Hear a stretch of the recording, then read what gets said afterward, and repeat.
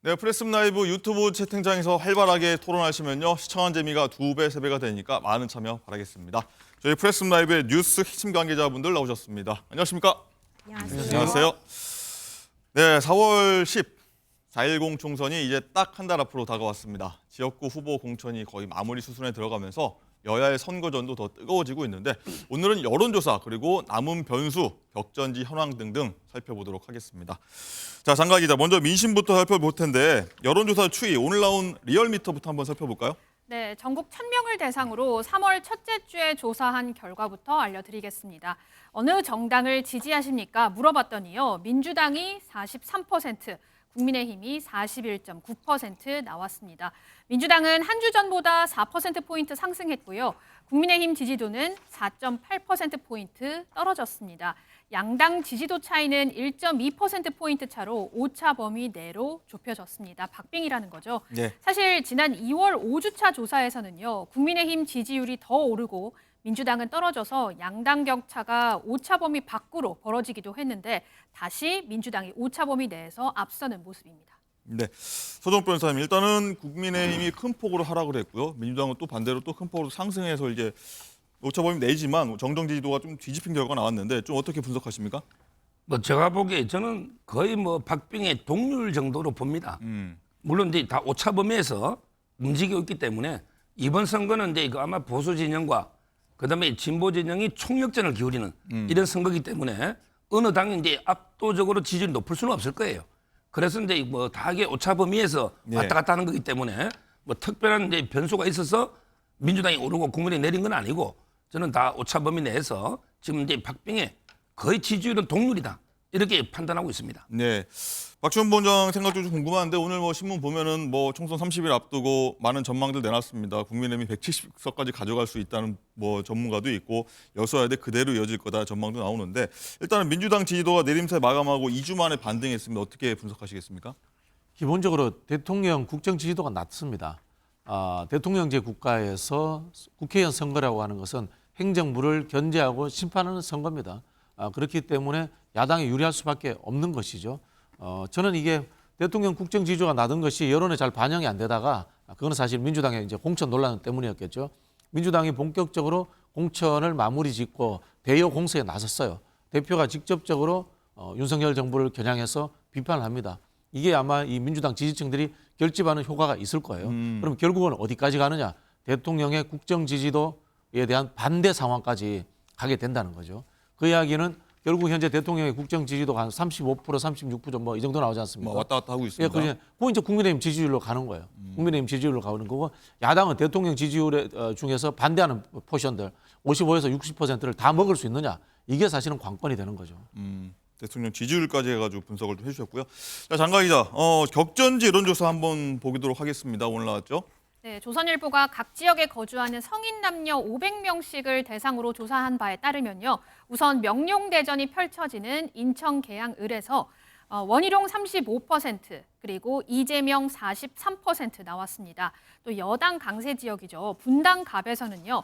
현역 안철수 40% 그리고 이광재 36% 나왔고요. 경기 수원병에선 박문규 33%, 김영진 35% 나왔습니다. 또 전직 경남도지사들의 격전이 벌어지는 경남 양산을에서는 김태호 41%, 김두관 39%입니다. 전직 운동권 출신들이 맞붙는 서울 마포을에서는 4선에 도전하는 정청래 44%, 그리고 하문경 28%입니다. 네, 저희가 한번 다 볼 수는 없고 주요 격전지 한번 쭉 살펴봤는데 서정욱 변호사님, 가장 쭉 뭐 유심히 본 지역구 있을까요? 바로 이제 그 계양을이죠. 계양을 지금 이제 원희룡하고 이제 그 이재명 대표가 이제 붙고 있는데 아마 이제 그 보통 한 자릿수에서 예. 약간 이게 격차가 나는 것 같아요. 근데 또 최근에 지역구를 미세 조정하면서 조금 이게 원희룡 후보에게 약간 불리하게 된 이런 이제 그 선거구 미세 동 있잖아요. 이런 이제 조정도 있었는데 뭐 저는 이제 초반에 8%잖아요. 8%면 이제 그 상당히 그 선전하고 있다. 이런 이제 그 평가를. 왜냐하면 이제 계양은 완전히 민주당의 텃밭입니다. 이 지역에서 이제 그 8% 정도라면 아직 이제 선거가 한 달 정도 남았기 때문에 네. 상당히 박빙으로 봐야 되고요. 그다음에 확실하게 차이 나는 데는 정청래. 함은경 요 지역은 이제 오차 범위를 벗어나서 서울 마포을. 예, 좀 이게 차이가 나는데 뭐 나머지 지역들은 이게 거의 다 오차 범위 같습니다. 지금 상당히 그 접전을 벌이고 있는 거고 아마 이제 마포을만 조금 이제 함은경 후보가 이제 늦게 투입되고 네. 거기에 또 현역 정청래는 이제 오랫동안 거기서 3선인가 오랫동안 했기 때문에 아마 이제 초반에는 저는 결과가 나온 것입니다. 네.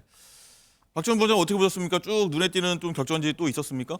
저는 뭐 경남 양산의 양산이다. 김두관 의원과 김태호 의원 둘 다 현역 의원이시죠. 경남지사 출신 예, 대결. 경남도지사 출신이고 사실은 이 PK를 기반으로 해서 언제든지 이제 대권 잠룡이 될 수 있는 분들이지 않습니까? 두 분의 경쟁이 아주 재밌는 것 같아요. 솔직히 김두관 후보가 저는 많이 뒤질 줄 알았는데 저렇게 이제 박빙이 나올지 몰랐다. 뭐 그런 생각이 들고요. 결국 역시 전국적으로 어디든지 간에 당세에 관계없이 윤석열 정부 심판론은 밑바닥에 깔려 있다라는 것이 저는 뭐 증명된 거다 이렇게 봅니다. 네. 네. 자, 마지막 한국갤럽 조사도 한번 살펴보도록 할 텐데 장가 기자 어떤 신문에서는요. 여당 대 야당 37대 33, 37 이렇게 동률로 좀 해놨다고 좀 보도를 하고 있더라고요. 그렇습니다. 이거 한국갤럽이 전국 성인 1,000명을 대상으로 실시한 3월 첫째 주 조사인데요.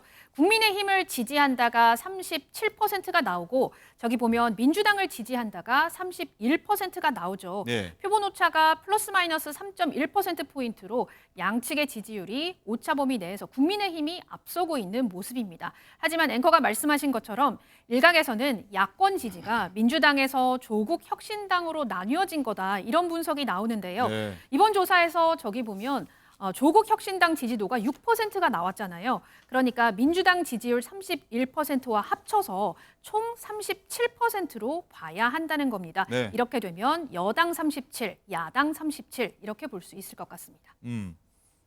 이 지지율 관련해서 어제 이재명 대표가 언급한 부분이 있는데 어떻게 해석하고 있는지 한번 듣고 오겠습니다. 저는 뭐 어디 조사에 서울 뭐 여론조사가 민주당 24%, 국민의힘 40몇 프로 나왔다는 뭐 그런 얘기도 있던데, 글쎄요. 저는 그 얘기를 한번 상기해 봐 주시기를 부탁드립니다. 전에 서울시장 선거에 한명숙 총리가 몇 프로 진다고 그랬었죠, 그게. 실제 뚜껑을 열어보니까 0.2 몇 프로던가? 하여튼 소수점 이하 격차밖에 안 나서 그 여론조사 때문에 아이고 어차피 졌나보다라고 투표를 포기했던 사람들이 땅을 치고 한탄을 했다고 하는 얘기가 있었습니다. 지금 저번 강서울 선거도 또 비슷하지 않았나요?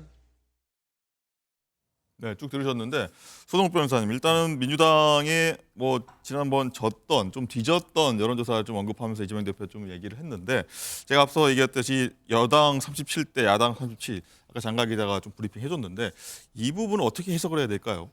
뭐 제가 조금 전에 말한 것처럼 저는 지금 현재 그 여야가 박빙이다 동률에 가까울 정도로 이게 이제 그런 분석이고요. 그다음에 이재명 대표가 언급한 거는 2010년에 그 서울시장 선거를 이제 언급했는데 문제는 이제 여론조사가 틀린 것보다 맞춘 게 훨씬 많다는 거. 아하. 이건 왜 언급 안 합니까? 수많은 여론조사가 맞춘 게 훨씬 많고 틀린 거 하나 2010년에 한명숙 0.2% 이것만 언급하는 거는 너무 안일하다 이런 생각이 들고요. 제 개인적인 생각은 이제 그 민주당이 일당하기는 쉽지 않을 것 같아요. 오리지널 민주당이. 무슨 말이냐면 이게 지역구는 엇비슷하더라도 예. 비례해서요. 비례해서 이제 그 국민의 미래는 예를 들어 20석 하면 그대로 이게 100% 국민의 힘하고 이제 합쳐지니까 네. 100% 이제 국민의힘의 의석으로 봐야죠. 그런데 민주당의 비례는요. 어떻게 되느냐? 10석은 이게 나중에 떨어져 나갑니다. 해산되는 거예요. 네. 그러면 이제 진보당이나 새진보연합 그리고 시민 10석을 주고 나면 그다음에 조국 혁신당이 비례해서 대약진하고 있잖아요. 거기에 좀 뺏기고 나면 진짜 순수하게 민주당으로 컴백할 이런 게 비례 의석은 제가 보기에 한 대여섯 석도 어렵다. 그러면 지역구에서 엇비슷하다면 비례에서 15석 차이 나는 거죠. 그래서 저는 일당은 이게 국민의 힘이 할 가능성이 상당히 높다. 비례에서 이미 한 10석 이상 차이 난다 이렇게 봅니다. 네. 박지원 부원장 어떻게 좀 판세 읽고 계십니까? 우리 서정욱 변호사는 이제 본인의 감을 믿으시는 것 같은데 저는 그래도 명색이 대학원 다닐 때 네. 1년을 여론조사 수업을 들었습니다. 아, 그렇습니까? 네, 그리고 여론조사 회사도 다녔습니다. 네. 그걸 전제를 깔고 네, 말씀을 전제를 드릴게요. 까셨습니다. 예를 들면 이렇습니다. 지지율이 똑같이 나오잖아요. 똑같이 나오는데 영남에 가면요. 국민의힘이 민주당을 70대 30으로 이겨버립니다. 수도권에 오면요. 민주당이 51대 49로 이깁니다. 그런 경향이 있다는 거죠? 그렇죠. 우리가 이제 보통 2020년 정당 득표율이 어떻게 되는지 아시면은 그때도 국민의힘 계열 정당이 2%가 더 높아요. 30한5% 되고 민주당은 33%이 정도 됩니다. 그런데 지역구로 가면요. 수도권에서 민주당 득표율이 51%가 넘어요. 이 민주당 지지자들의 전략적 투표가 잘 이루어진다는 것. 그리고 결국은 수도권에 의석수가 워낙 100석이 넘잖아요. 수도권에서 이기는 정당이 결국은 총선에서 이긴다. 그런 부분에서 경기, 인천에서 아직도 민주당이 한 번도 지지율이 뒤집어진 적이 없어요. 다만 이제 서울이 좀 뒤쳐져 있는데 예.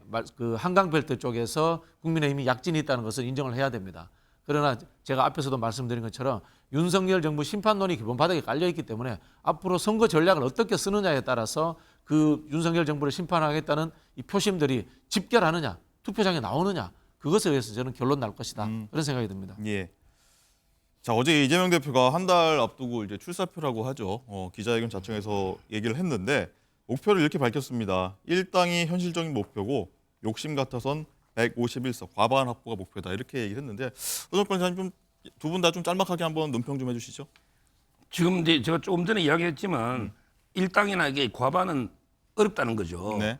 지금 이제 여론조사가 비슷하다면 비례에서 이제 한 15석 정도가 이미 뒤지고 들어가는 거예요. 네. 그리고 이제 저는 지역도 이제 4년 전에는 이제 수도권에서요 계속 2, 3% 차로 거의 전멸한 거예요. 인천이 11대 2입니다. 그다음에 경기도도 거의 59석 중에 7석, 51대 7이에요.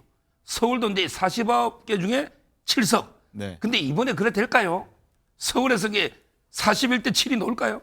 저는 경기도도 그래 안 놉니다. 인천은 말할 것도 없고요. 나머지 지역이 비슷하다면 큰 충청이나 충청도 민주당이 너무 많이 가져가 있어요.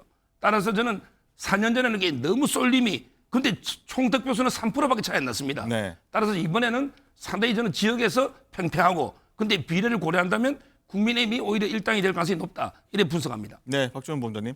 민주당이 지난번처럼 압승하기는 어려울 거라고 봅니다. 저도 우리 서정욱 변호사 말씀처럼 특히 이제 충청과 서울에서 민주당 의석수가 좀 빠지지 않을까 그런 예측은 합니다만은 예. 근데 이제 여론조사의 동향들이라든가 인구 구성비 이런 것들을 보면은 결국은 이제 경기도가 제일 많잖아요. 경기도가 59석인가 60석 가까이 되는 걸로 알고 있는데 경기도에서의 압승을 기반으로 해가지고 경기도에서 압승하면 어떻게 되냐면요. 이게 충청권까지 또 연결이 됩니다. 네. 그런 부분들로서 저는 민주당이 일당되는 데는 뭐 별 문제가 없지 않겠나 그렇게 보고 있는데 과반을 넘을 수 있을지 없을지는 사실 잘 모르겠어요. 아하. 예, 그런 생각이 들고 한편으로 보면 참 이런 표현이 그렇습니다만은 뭐 절대 다수 의석을 확보하는 게 과연 좋았던가?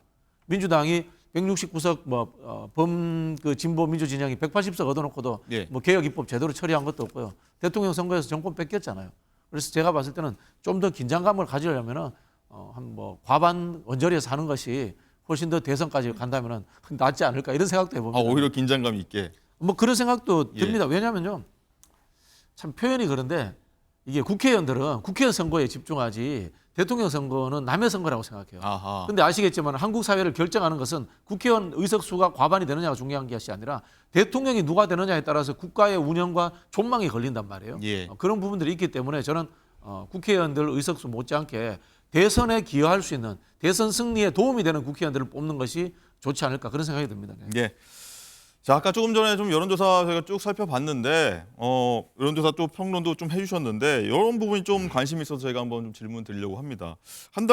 총선 한 달 전 여론조사가 총선까지 다 그대로 안 맞는 경우도 있더라. 이런 오늘 좀 아침에 보도도 나왔습니다. 2012년 19대 총선, 2016년 20대 총선. 뭐 둘 다 여당 관련돼 여당이 앞서다가 선거 결과는 그만큼 나오지 않았다 이런 얘기인데 손옥 변호사님 어떻게 보십니까? 오히려 이제 이거 한 달 전 여론조사가 맞은 경우가 드물 거예요.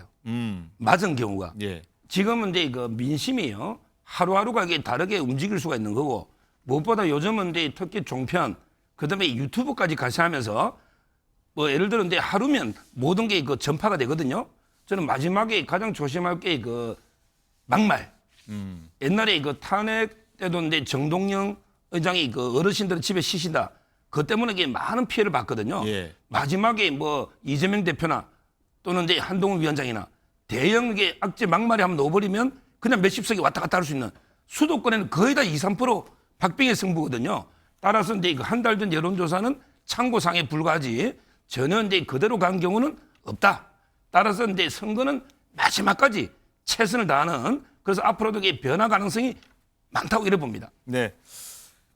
오늘도 한 달 앞두고 변수들 많이 짚어줬고 박진영 부원장께서도 조금 전에 변수 일부를 좀 말씀하셨는데 공천 잡음 수습 그리고 심판론, 세대별 투표율 이런 것들이 좀 많이 좀 중요하다 이런 얘기들이 나오는데 박진영 부원장님 또 여기 동의하십니까? 또 다른 변수 뭐 있을까요? 무조건 투표입니다. 예. 총선은 이 자기 핵심 지지층이 나와야 되거든요. 대통령 선거하고 비교해 보면 보통 한 10에서 15% 정도 투표율이 낮습니다. 예. 이제 투표율의 마술이다. 자기 핵심 지지층 그다음에 약한 지지층들이 얼마나 투표장으로 나와줘야 되느냐 하는 부분인데요.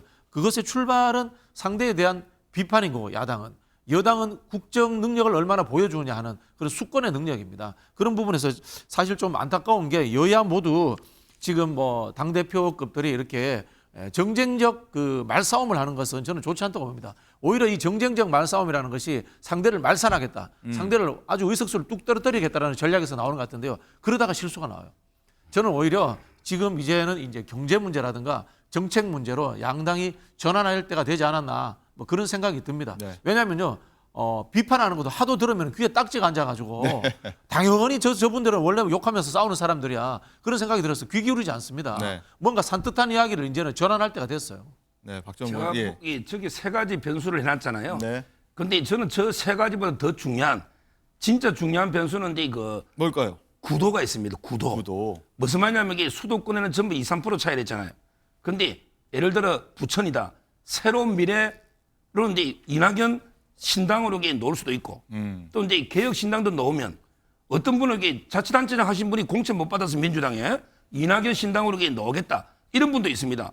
그러면 이제 또 국민의힘이 어부지리할 수도 있고 반대로 이제 개혁 신당이 보수표를 조금 뺏어가면 또 이제 민주당이 어부지리할 수 있고 수도권에서는 철저하게 양자 구도로만 가느냐 아니면 이제 제3지대 정당이 몇 프로를 뺏어가느냐 이 구도에 따라서 판세가 흔들리는 이런 지역이 상당히 있더라고요. 제가 보니까. 네.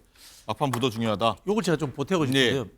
서정욱 변호사가 이제 후보 숫자에 의한 정당 대립에 의한 구도를 이야기했습니다. 이게 작동합니다. 그러나 놓치고 있는 게 뭔가 하면요. 이슈에 의한 구도도 있어요. 예를 들자면 과거에 뉴타운 찬성이냐 반대냐 이런 것들처럼 지금 야당은 정권 심판론을 내놓고 있어요. 근데 여당이 지금 야당 심판론을 내놓고 있어요. 네. 이거 안 먹혀요.